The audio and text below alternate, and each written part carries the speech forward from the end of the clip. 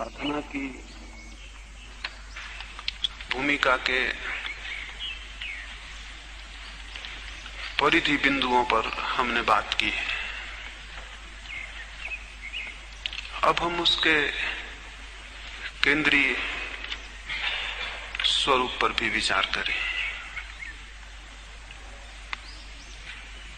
शरीर, विचार और भाव, इनकी शुद्धि और इनका शुद्ध स्वरूप उपलब्ध करना प्राथमिक भूमिका है। उतना भी हो तो जीवन में बहुत आनंद फलित होता है, उतना भी हो तो जीवन में बहुत दिव्यता आती है, उतना भी हो तो हम अलौकिक से संबंधित हो जाते हैं। लेकिन वो अलौकिक से संबंध है, अलौकिक में मिलन नहीं। वो अलौकिक से संबंधित होना है, लेकिन अलौकिक से एक हो जाना नहीं। वो परमात्मा को जानना है, लेकिन परमात्मा से सम्मिलित हो जाना नहीं। शुद्धि की भूमिका परमात्मा की तरफ उन्मुख करती है और परमात्मा पर दृष्टि को ले जाती है। उसके बाद शून्य की दृष्टि परमात्मा से मिलन कराती है और परमात्मा से एक कर देती है। पहली परिधि पर हम सत्य को जानते हैं, दूसरे केंद्र पर हम सत्य हो जाते हैं। अब हम उस दूसरी बात का विचार करें। पहले तत्व को मैंने शुद्धि कहा, दूसरे तत्व को शून्य कह रहा हूं। शून्य के भी तीन चरण होंगे, शरीर पर, विचार पर और भाव पर। शरीर की शून्यता, शरीर तादात्म्य का विरोध है। शरीर के साथ हमारा तादात्म्य है, एक आइडेंटिटी है। हमें ऐसा प्रतीत नहीं होता कि हमारा शरीर है, किसी तल पर हमें प्रतीत होता रहता है मैं शरीर हूं, मैं शरीर हूं। ये भाव विलीन हो जाए तो शरीर शून्यता घटित होगी।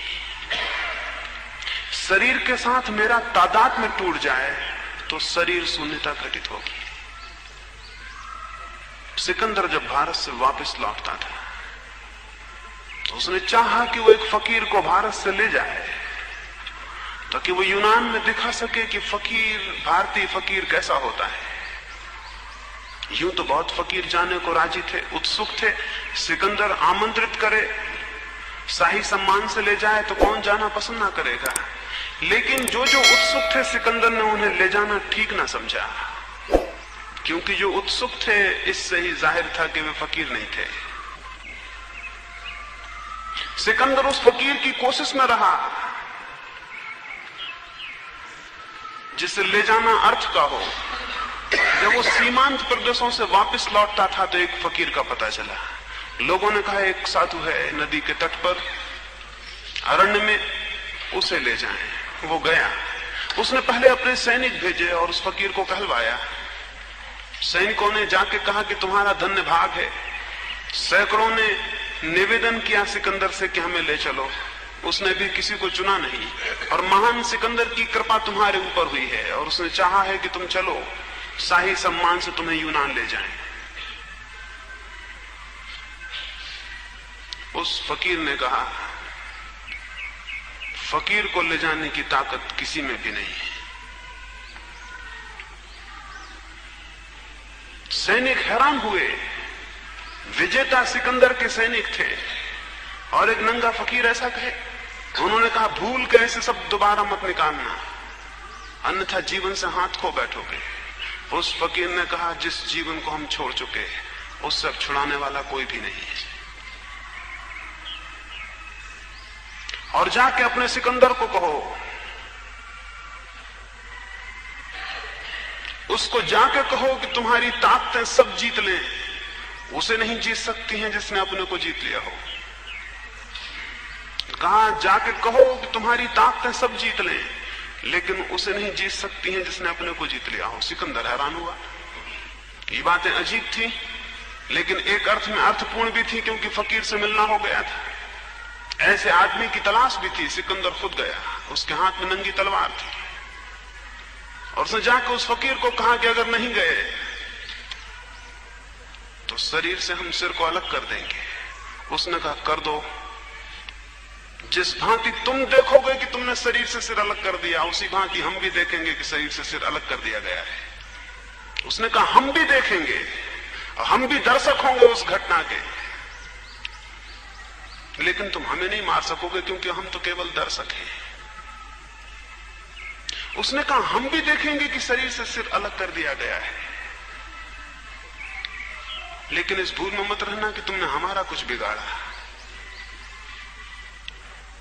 जहां तक कोई कुछ बिगाड़ सकता है वहां तक हमारा होना नहीं है। इसलिए कृष्ण ने कहा कि जिसे अग्नि ना जला सके, और जिसे बाण छेद ना सके, और जिसे तलवार तोड़ ना सके, वैसी कोई सत्ता, वैसी कोई अंतरात्मा हमारे भीतर है। जिसे अग्नि ना जला सके और जिसे बाण ना भेज सके, वैसी कोई अविच्छेद सत्ता हमारे भीतर है। उस सत्ता का बोध और शरीर से तादात्म्य का टूट जाना, ये भाव टूट जाना कि मैं देह हूं, शरीर की शून्यता है। इसे तोड़ने के लिए कुछ करना होगा, इसे तोड़ने के लिए कुछ साधना होगा, और शरीर जितना शुद्ध होगा उतनी आसानी से शरीर से संबंध विच्छिन्न हो सकता है।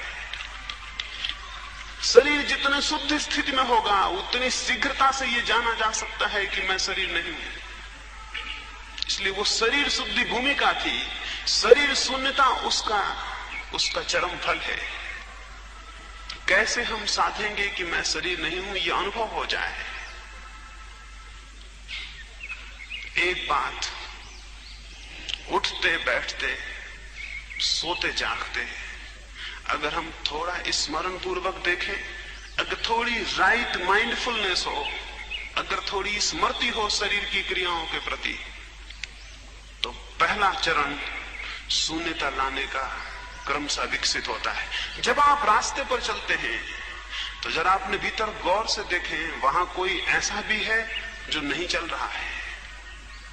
आप चल रहे हैं, आपके हाथ पैर चल रहे हैं, आपके भीतर कोई ऐसा तत्व भी है जो बिल्कुल नहीं चल रहा, जो मात्र आपके चलने को देख रहा है। जब हाथ पैर में दर्द हो, पैर पे चोट लग गई हो, तो जरा भीतर सजग हो के देखें, चोट आपको लग गई है या चोट देह को लगी है, और आप चोट को जान रहे हैं। जब कोई पीड़ा हो शरीर पर, तो जरा सजग होकर देखें कि पीड़ा आपको हो रही है, आप केवल पीड़ा के साक्षी हैं, पीड़ा के दर्शक हैं। जब भूख लगे तो स्मरण पूर्वक देखें, भूख आपको लगी है या देह को लगी है, और आप केवल दर्शक हैं। और जब कोई खुशी आए तो उसको भी देखें और अनुभव करें कि वो खुशी कहां घटित हुई है। जीवन के उठते बैठते चलते सोते जागते जो भी घटनाएं हैं,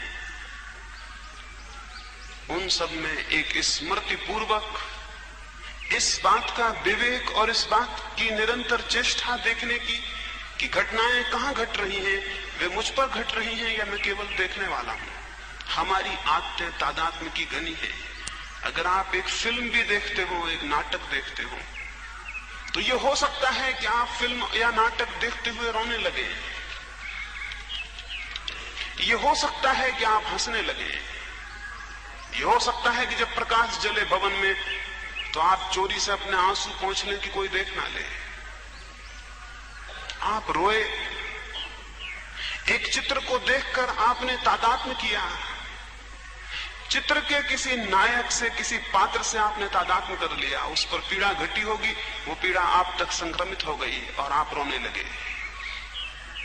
मनुष्य के अंतस जीवन में भी शरीर पर जो घटित हो रहा है, चेतना उसे मुझ पर हो रहा है ऐसा मान के दुखी और पीड़ित है। सारे दुख का एक ही कारण है कि हमारा शरीर से तादात्म्य है, और सारे आनंद का भी एक ही कारण है कि शरीर से तादात्म्य विच्छिन्न हो जाए, हमें ये स्मरण आ जाए कि हम देह नहीं। तो तो उसके लिए सम्यक स्मृति, देह की क्रियाओं के प्रति सम्यक स्मृति, राइट अवेयरनेस, देह की क्रियाओं का सम्यक दर्शन, सम्यक निरीक्षण प्रक्रिया है। देह शून्यता आएगी देह के प्रति सम्यक निरीक्षण से। ये निरीक्षण करना जरूरी है।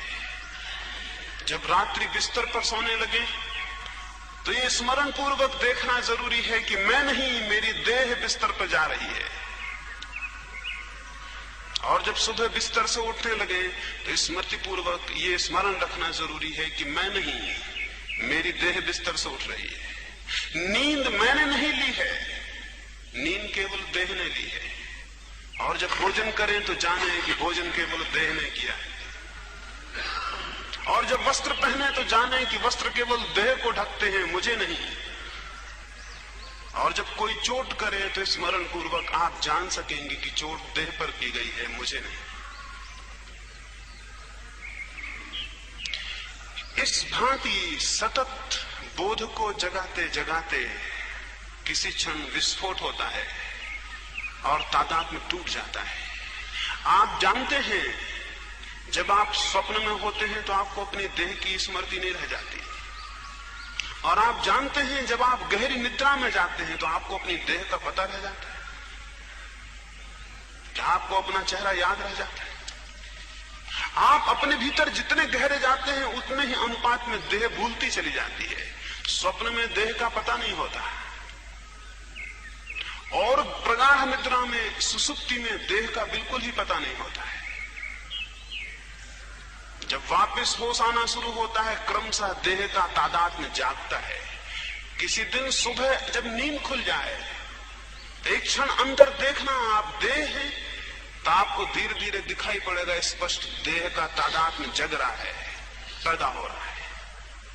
इस देह के तादात्म्य को तोड़ने के लिए एक प्रयोग है जो अगर महीने में 1-2 बार आप करते रहे तो देह के तादात्म्य के तोड़ने में सहयोग होगा। उस प्रयोग को थोड़ा सा समझ ले। जिस भांति हम रात्रि का ध्यान कर रहे हैं उसी भांति सारे शरीर को शिथिल छोड़कर, प्रत्येक चक्र पर सुझाव देकर शरीर को शिथिल छोड़कर अंधकार करके कमरे में ध्यान में प्रवेश करें। जब शरीर शिथिल हो जाए, जब श्वास शिथिल हो जाए और जब चित्त शांत हो जाए तो एक भावना करें कि आप मर गए हैं, आपकी मृत्यु हो गई है। और स्मरण करें अपने भीतर कि अगर मैं मर गया हूं तो मेरे कौन से परिजन मेरे आसपास इकट्ठे हो जाएंगे। उन्हें, उनके चित्रों को अपने आसपास उठते हुए देखें। वे क्या करेंगे, उनमें कौन रोएगा, कौन चिल्लाएगा, कौन दुखी होगा, उन सबको बहुत स्पष्टता से देखें। वे सब आपको दिखाई पड़ने लगेंगे। फिर देखें कि मोहल्ले पड़ोस के सारे परिजन इकट्ठे हो गए और उन्होंने लाश को आपकी उठा के अब अर्थी पर बांध दिया है। उसे भी देखें और देखें कि अर्थी भी चली और लोग उसे लेकर चले और उसे मरघट तक पहुंच जाने दें और उन्हें उसे चिता पर भी रखने दें। ये सब देखें। ये पूरा इमेजिनेशन है, ये पूरी कल्पना है। इस पूरी कल्पना को अगर थोड़े दिन प्रयोग करें तो बहुत स्पष्ट देखेंगे। और फिर देखें उन्होंने चिता पर आपकी लाश को भी रख दिया और लपटें उठी हैं और आपकी लाश विलीन हो गई। जब ये कल्पना इस जगह पहुंचे कि लाश विलीन हो गई और धुआं उड़ गया आकाश में और लपटें हवाएं हो गई और राख पड़ी है, तब एकदम से सजग होकर अपने भीतर देखें कि क्या हो रहा है। उस वक्त आप अचानक पाएंगे आप देह नहीं है। उस वक्त तादात्म्य एकदम टूटा हुआ हो जाएगा। इस प्रयोग को अनेक बार करने पर जब आप उठाएंगे, प्रयोग करने के बाद भी चलेंगे, बात करेंगे और आपको पता लगेगा आप देह नहीं है। इस अवस्था को हमने विदेह कहा है। इस अवस्था को, इस प्रक्रिया के माध्यम से जो जानता है अपने को वो विदेह हो जाता है। अगर ये 24 घंटे सद जाए और आप चलें, उठें, बैठें, बात करें और आपको स्मरण हो कि आप देह नहीं है तो देह शून्य हो गई। ये देह शून्य हो जाना अद्भुत है, ये अद्भुत है, इससे अद्भुत कोई घटना नहीं है। देह का तादाद में टूट जाना सबसे